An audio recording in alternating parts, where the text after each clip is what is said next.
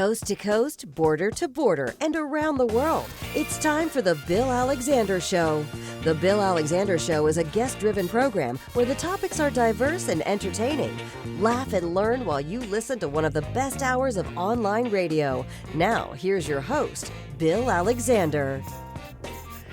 Hi, everyone, and welcome to this edition of the Bill Alexander Show with yours truly, William Eric Alexander. All my friends call me Bill, and I'm so glad you're able to join me today because we have a treat for you today. The reason I say that is because a few months back, I got to interview this individual's brother, and now I get to interview him. Now, he's been on a lot of things, but I think the one thing he's most recognized for, let me see if I can do this right now.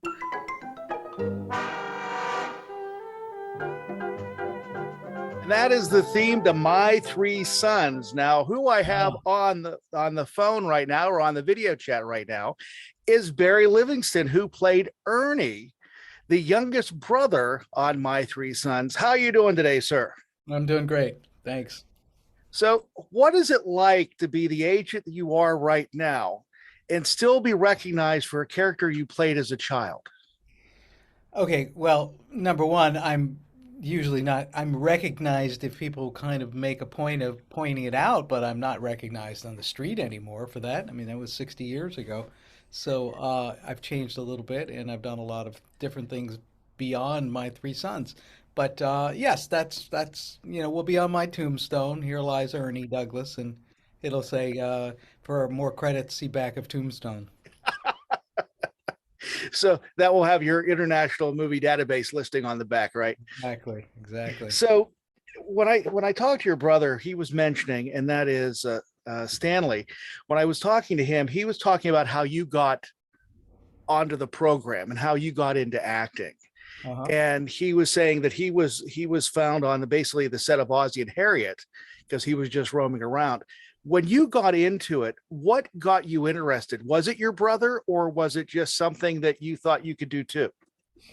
Yeah, well, television was the medium that everybody was wild about in the 50s when I was born. So, I loved I Love Lucy and The Honeymooners and Captain Kangaroo and all the TV shows. So, it didn't escape me that it was an exciting romantic world. And then, of course, my brother suddenly got part of it. And yes, we worked together actually once on the Ozzie and Harriet show together. And then he went on to do My Three Sons. And then I wound up pretty much taking what his slot in the show was, which the little kid in the neighborhood boy that would go with Ozzie to the malt shop and adventures. And he wound up doing 16 episodes over about 2 or 3 years. And whenever you joined My Three Sons, you were joined at basically they wrote you in as a foster child. How did that work? Well, of course, when I came on, nobody made any mention of the fact that I was a foster child. I just was the boy next door.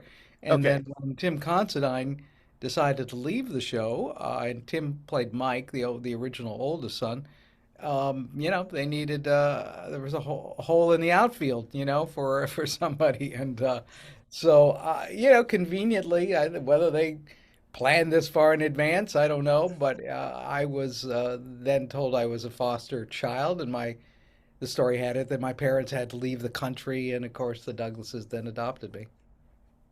Which again is a unique story. Now, how long did it take for the people watching the program to realize that you and Stanley, or Ernie and Chip, were brothers in real life? I don't know. I mean, some people don't even know today, Because the last names may be the same, but you look nothing alike. No, we don't. Then and now. And we're, frankly, very different types of people. So, I love my brother, and, we get along great and got along well then. But yeah, I mean, people don't read the credits sometimes, so I'm sometimes surprised to hear when people are shocked to find out that we're actual brothers. It's it's right there. It's been there for 50, 60 years on television and print and everywhere else, so people are still surprised. Does it amaze you that the program's still on the air? Yes, yeah. I mean, there was back in the day, you do your show. If you were lucky, your show got syndicated, and you would see some money from that, and it would be shown, around the country in syndication. And then there was a brief lull between the time where syndication, the My Three Sons, was around the country in reruns, and then that stopped. But then along came Nick at Night and TV Land, and suddenly there was a new channel that really needed content, and it was all based on nostalgia.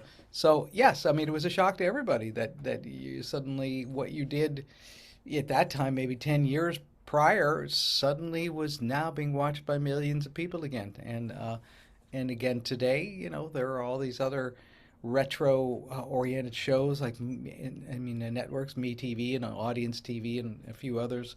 So yes, it's shocking, but it doesn't surprise me. It's a really good show. Did anybody ever approach you and your brother about doing some type of a spin-off of the program or a revival? Yeah, actually, it came closest to being done, uh, and by Michael Douglas of all people. And I was doing an episode of Will and Grace. Just let me interject at this point. I've been an actor for a Yeah, very very long time, any working actor. So to your listeners, My Three Sons is not the only thing I've done. I'm right. very proud of it. But I wound up doing a guest starring on an episode of Will and Grace that Michael was on, and so I'd read in the trades that Mike was going to be was developing a script. He was going to play Steve Douglas, and then it just nothing ever came of it. So I actually had an opportunity to ask him because I don't travel in those circles with the Michael Douglases of the world. And anyway, Mike said, "Well, yeah, we could never get a script that I thought captured the essence of the show in its original innocence." And still be contemporary to reflect the problems of the world today that kids are going through, because that was probably in the 1990s. So, Right. the world had changed dramatically. And he said, that was it for me. I just couldn't find the tone to actually get it done. That's a shame because I think it would be very interesting to be able to see it and how they would be able to modernize it, especially in 2022. I think it'd be very interesting because Well, it's there's a funny lot because of this. the best series that actually I thought captured what Mike was talking about was the Brady Bunch, because they had a gimmick that they could maintain who they were in the 50s, like they'd never changed. Or I mean, they were more like the 70s, I guess. 70s. Yeah. But then they were conflicting with the modern world, Hmm. and that kind of was a really genius idea to be able to encapsulate both of those worlds, where you saw the people that you loved in their kind of normal way that they did, lived with each other, but they'd have to deal with the modern problems of the real world. I thought, well, good, more power to them. They really did it with that. So you were mentioning that you've been an actor for 50 years and you have a long list of credits. And I mean, you've been on NCIS Los Angeles, you've been on Rizzoli and Isles, you've been on, um, oh, let's see, The Middle. You just did Middle an Diamond, episode. Diamond. I'm currently on Bosch, the TV series Bosch on Amazon, and but prior to that, I've been Lois and Clark, The New Adventures of Superman, Right. with Grace, Dead to Me, Narcos, Mexico. So yes, I've been very fortunate that my career has sustained itself. And the other one recently was How I Met Your Father. That Yes, yes. in the one episode, you really don't say anything. You just sit there. Well, I You say just something. look. Oh, I have some looks, but no, no, there Yeah. was dialogue involved. But yes, it was Yeah. primarily watching Kyle MacLachlan lose his mind in a divorce. Divorce. Proceedings. Yeah. Yeah. So whenever you do these programs, do the other younger performers know who you are, or do they just think you're a guy coming in filling a part? Uh, Nobody really kind of brings it up. Sometimes they do. When I did an episode of Castle, and Nathan Fillion knew who I was, and Right. made a point of coming up and saying, "Gee, I really loved that show." Uh, when I did Narcos Mexico, I forget the guy, Scoot McInerney. It's a great show, very super dramatic, and I mean, the type of guy that I would think would not really be that grew up with My Three Sons, and he was very very impressed that I'd flown down to Mexico City to be in his show. So it's a hit and miss thing. Sometimes people know, sometimes they don't, and If you want to talk about it, I'm perfectly fine. Right. I don't bring it up. I'm there to do a certain other kind of character and a job, and that has very little to do with what I'm there for, really. So when you do these parts, do you still have to audition, or do they come looking for you? It's primarily audition. Occasionally something comes along where there's an offer. But yeah, for the most part, that's the nature of the business. Has been that way forever. I'm in good company. Brando had to audition for The Right. Godfather. I'm shocked that when I hear actors, particularly some of my peers who did their television series long ago, felt that maybe they earned their stripes and they don't need auditioning for it. And I never understood that. I just went, I don't know where you're getting that information, because there's no free rides and you are constantly having to reinvent and revalidate your membership in the club. So why you think you should just be handed, a plum role in a new series? I could never figure that out. A lot of those guys felt that way. I was recently watching The Rookie, and Uh-huh. you played Yeah, Earl, who was played a a hoarder. hoarder. Yes. And that, can I tell you something? If I didn't know who you were, I wouldn't know who you were, because that is way off the spectrum that I think you would do, which was Uh-huh. amazing. Oh, it was great fun. Because yes, I look really, really scruffy and really like, you could smell me coming through the television screen, because I had this really disgusting little house that was just full of crap. Yes, and I love doing stuff like that where you really get to play an oddball character. Do you have a certain genre that you like to do, or you like to do everything? I like to do everything, and as I'm a journeyman actor, I'm not a star. I'm a character actor. I'm not opposed to being a star. It's just that's where it's at. But nonetheless, it's just whatever comes down the pike. I'm open to doing it, and particularly if it's.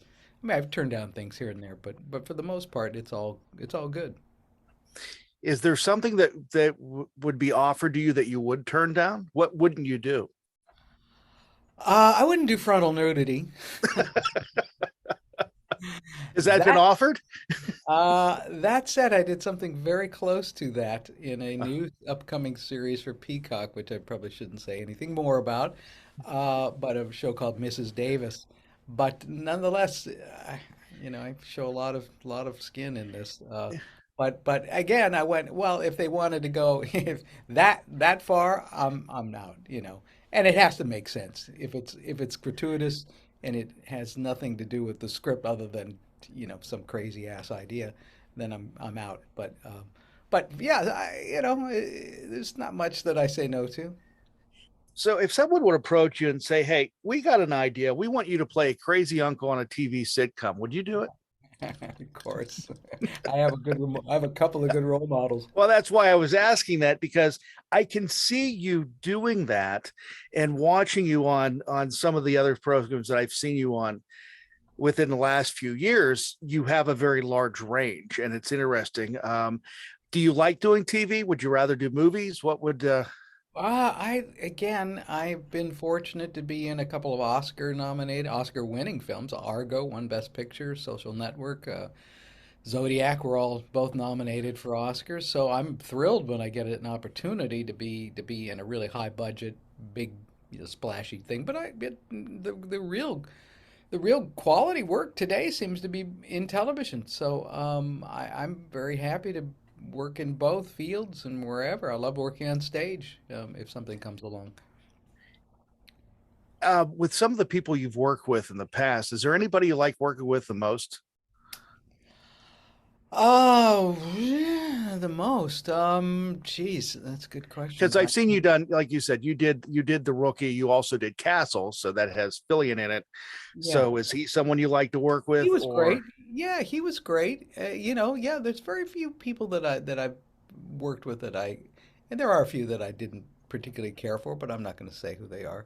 But that could have been a bad day for people, and right? it's a tough gig when, for me, to come in and you do a day or two or three or a week, and you're just the new person there, and that other person is there nonstop for months, 15-hour days, and you just sort of pop up. It's very kind of, I can understand that you just can't open yourself up to every person that comes on the show. I do love working with Titus Welliver, who plays Bosch in the TV series Bosch. I met him actually when we were working on Argo, and he has been a great friend and just a terrific actor to work with.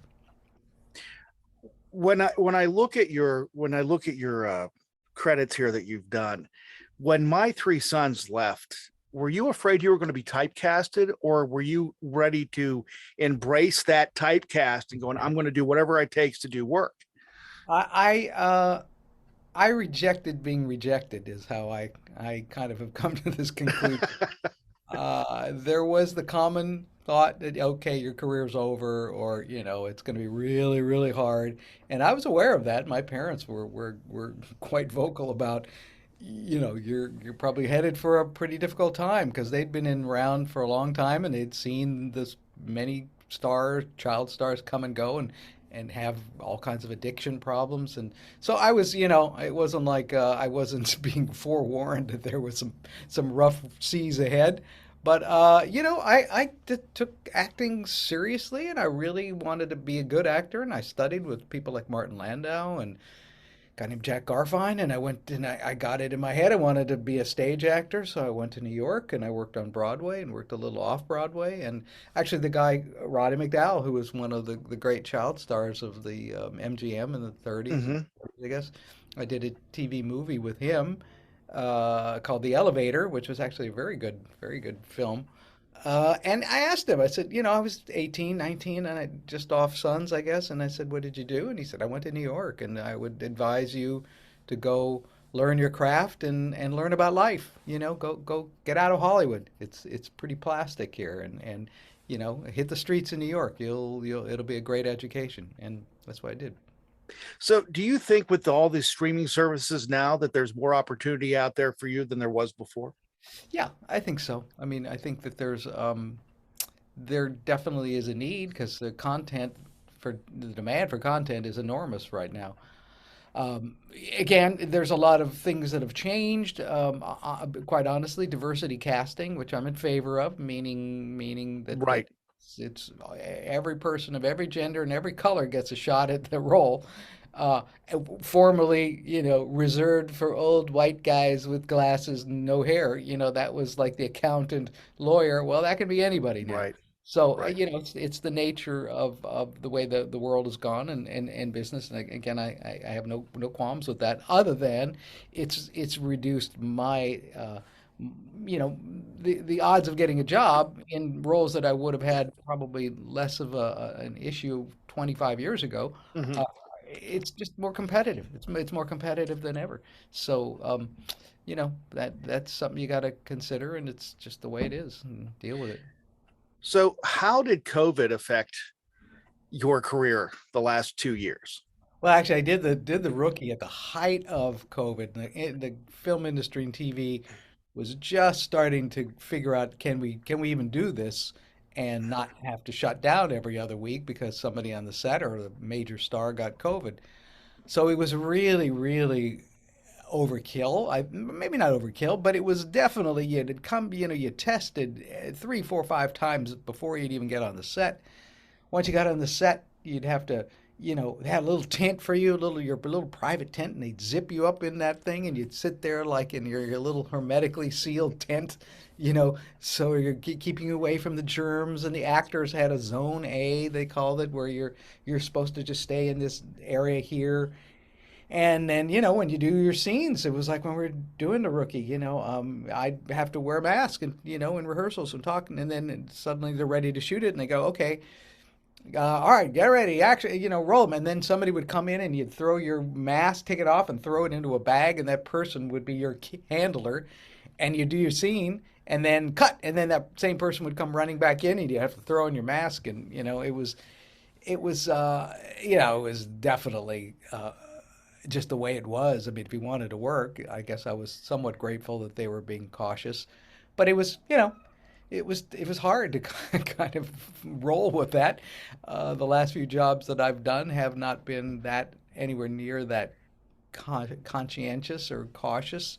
But there still is a lot of, there's a lot of fretting going on, a lot of money at stake when they have to shut down because Mhm. the star gets sick or a major person involved in that gets sick or some of the crew. So, they're still pretty cautious. So, do you like doing stage performing better than, say, TV or movies, or is it the other way Um, around?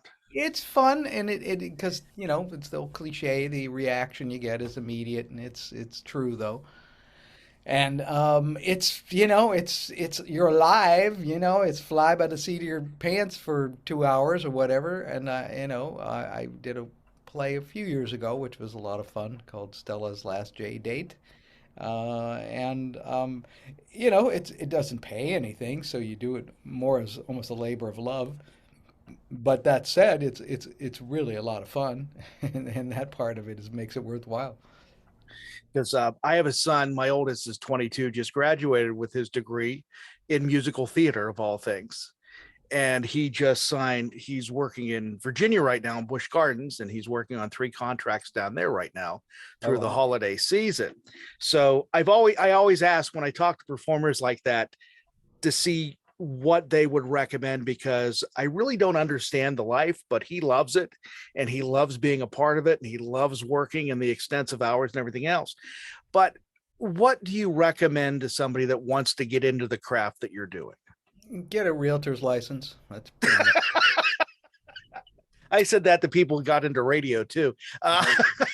It's a brutal business, and to suggest to anybody that to inflict that on your psyche and all of the pain and rejection and high hopes that you have that are always stretched out, and then you finally hear no. And again, it's so hard to recommend it to anybody. But then again, people are driven and they have to do it. And there are people that succeed fabulously. So you just have to follow your heart.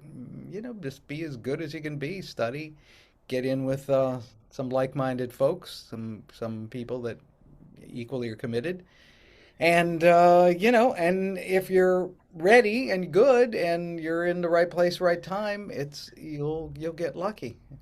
That's pretty much it. You mentioned working on Will and Grace with Michael Douglas. Did he remember you working with him on Streets of San Francisco? I brought that up, and we'd worked for a couple days, and I thought, he didn't make any mention of it. Okay. He didn't make any mention of Ernie. Not maybe he just didn't connect the name Barry Livingston with the show that he was supposedly developing. Yeah, I finally went Which up. is very unique that he Yeah, wouldn't realize who you were. I mean, yeah. I kind of thought it was a little unique and unusual, but I finally went up to him and I said, Mike, I don't know if you know who I am. Not that I expect and you to know, but I was on that TV series that you're putting some money into, and I'm not looking for a job. If it happens, great, but I'm just curious. And oh yeah, yeah, I knew who you were. Yeah, I knew who you were. So it's like, yeah, I don't think he, I don't think so. But The other thing is, and I forgot about this, that you played. I guess it was made for TV, and they did it as a it would be a Lifetime film today or Hallmark, but you were in the O.J. Simpson story, Oh, right. Yeah, it's OJ's doctor. Yeah. and Yeah. you were O.J.'s doctor. How was that playing that individual while that whole turmoil was Right. going on?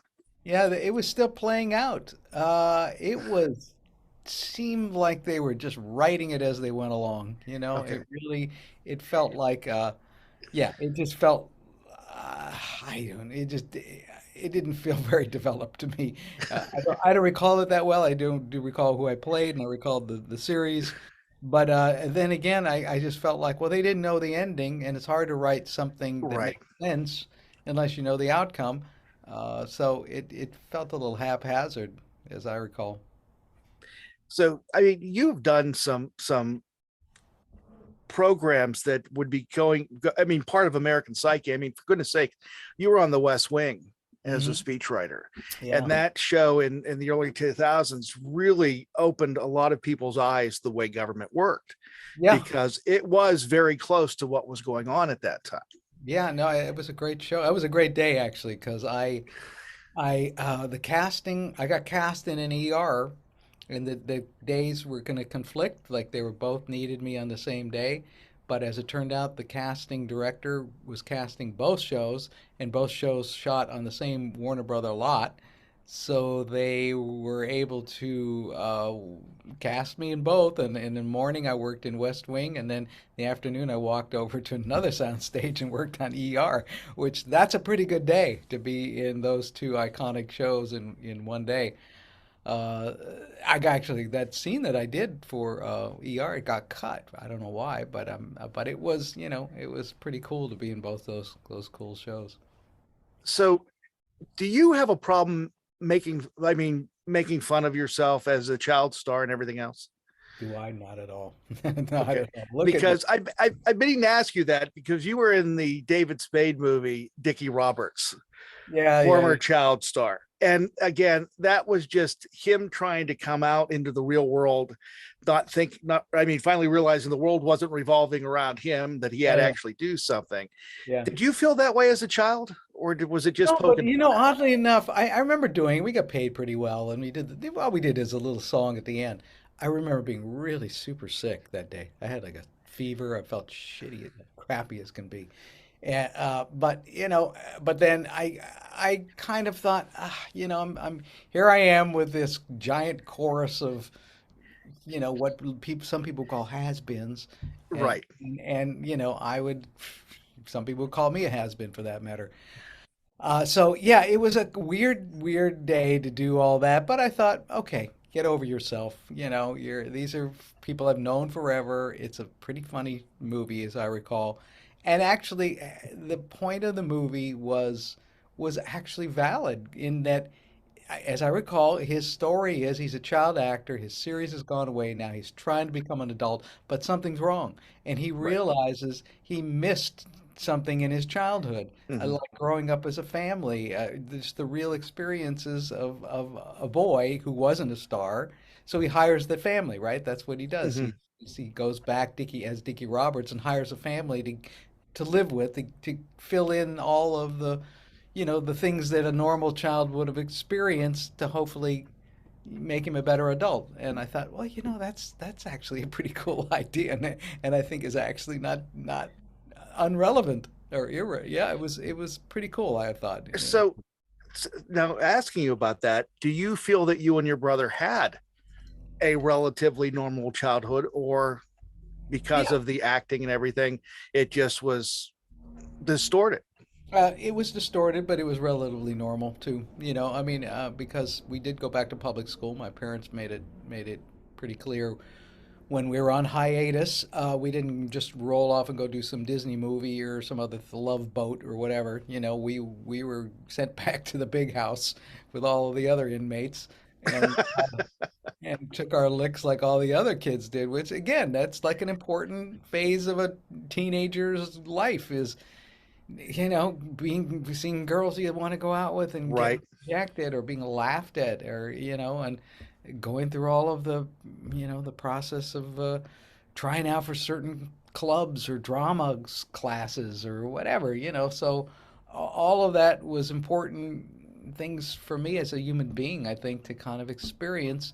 Then again, that said, it wasn't, I still would have to go back to work on my three sons, and I was famous. I was a famous kid going to a public school, so that in itself was a little bit, fraught with some peril.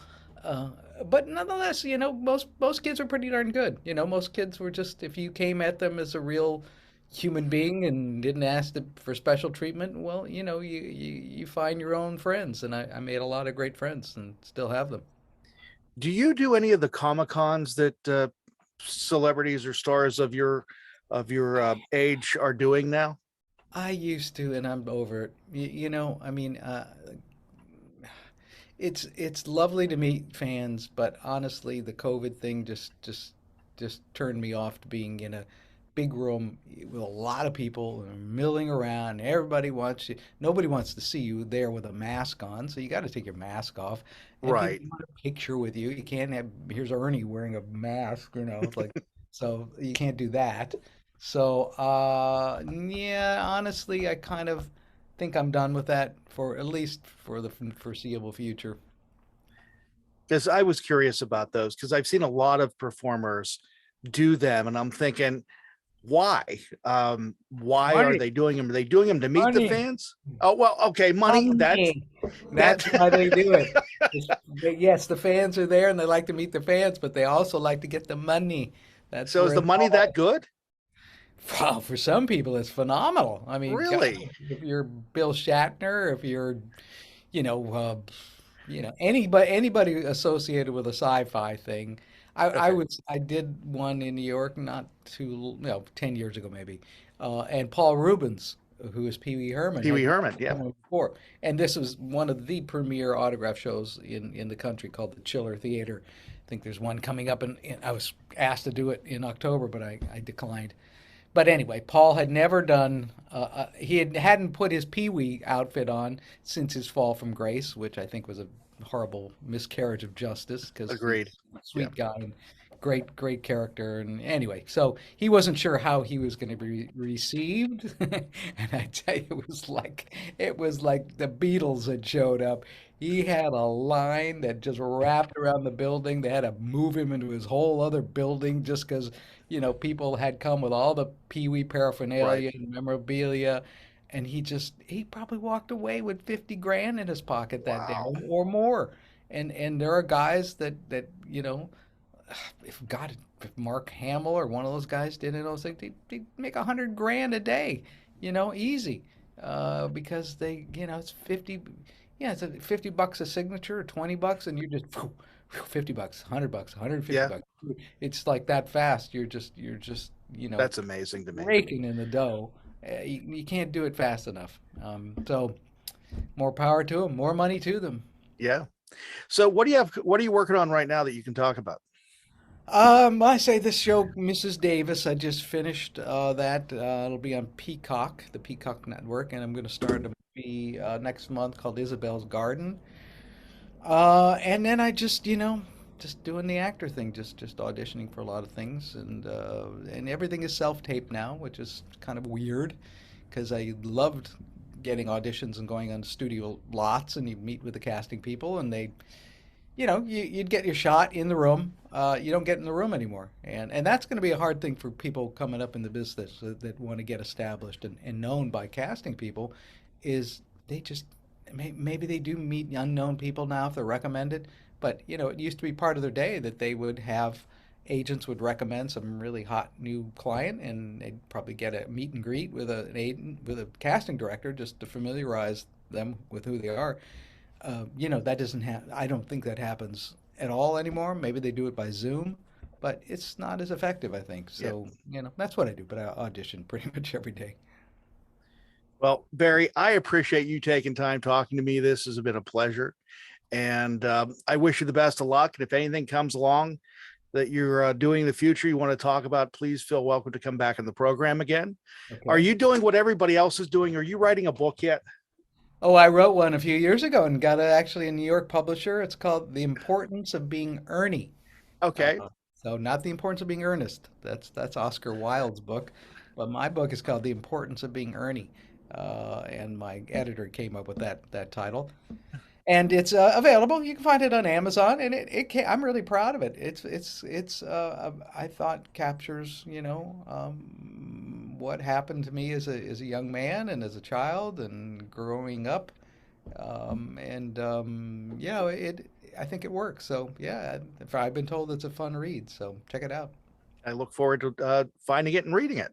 All right. So again, thank you very much for joining me today. I really appreciate it. And it was a pleasure talking to you. All right. Thank you, Bill. Bye bye. A big thank you goes out to Barry Livingston for being a part of the program today. What a blast that was to be able to talk to him about his days on My Three Sons and also his acting career after My Three Sons and what it was like growing up in Hollywood. Again, what a pleasure it was. And Barry, thank you very much.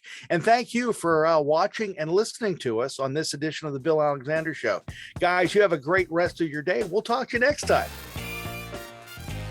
Thank you for listening to The Bill Alexander Show. The Bill Alexander Show is a $1 Million Baby production.